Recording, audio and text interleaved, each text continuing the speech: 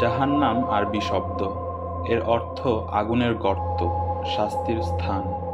বাংলায় একে বলা হয় নরক, আর ফার্সি ভাষায় দোজখ। জাহান্নাম মানে শাস্তির স্থান, দুঃখ কষ্টের নিবাস, নিকৃষ্টতম স্থান, দুর্গন্ধময় আবাস। বিচিত্র ধরনের অসহনীয় সব আযাব, গজব ও যন্ত্রণার অগ্নিদীপ্ত চিরস্থায়ী কারাগারের নাম জাহান্নাম। ইসলামে জাহান্নাম হল অবিশ্বাসী ও অন্যায়কারীদের শাস্তির স্থান।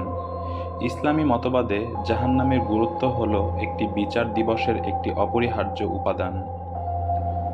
জান্নাত ও জাহান্নাম, দুই পথ, দুই পরিণাম, দুই বাসস্থান।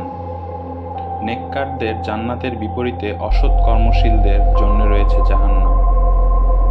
অন্যায় ও জুলুমের স্তর বিবেচনা করে অপরাধীদের পাঠিয়ে দেওয়া হবে উপযুক্ত স্থানে।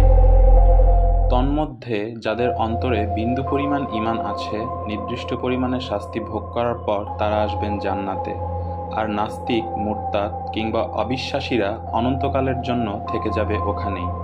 জাহান্নামের শাস্তির ভয়াবহতা মানুষের ধারণার বাইরে। প্রচণ্ড গরম ও অধিক ঠান্ডা জাহান্নামের দুটি শ্বাসের কারণে হয়।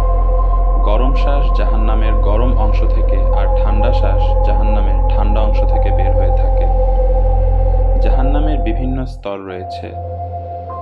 সবাইকে এক স্তরে রেখে একই মাত্রা বা পরিমাণের শাস্তি দেওয়া হবে না। অপরাধীর অপরাধ অনুপাতে আলাদা আলাদা স্তরে আলাদা আলাদা শাস্তির ব্যবস্থা সম্পন্ন একটি শাস্তিঘরের নাম জাহান্নাম। জাহান্নামের স্তর ৭টি। জাহান্নামের স্তরগুলো হল: জাহান্নাম। জাহান্নামের প্রথম স্তরের নাম হল জাহান্নাম।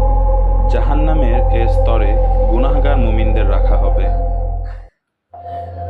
লাজা। জাহান্নামের দ্বিতীয় স্তরের নাম লাজা, অর্থ লেলিহান আগুন।